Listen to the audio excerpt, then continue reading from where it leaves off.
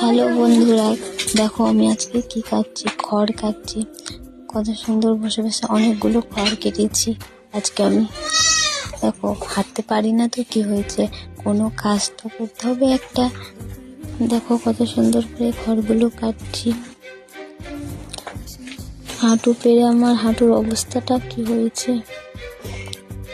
বসে থেকে কোনো কাজ নাই, তার জন্য ভাবলাম যে দেখি একটু গরুর জন্য খড়গুলো কাটি। হাফ শিখেছি, দেখো আবার কাটতে শুরু করবো। অনেকগুলো আজকে খড় কেটেছি, এক তরপা খড় কেটেছি। কে পারো আমার মতন খড় কাটতে বলো কমেন্টে। কি করবো বলো, কোনো কাজ একটা করতেই হবে, বাড়িতে বসে থাকলে তো হবে না।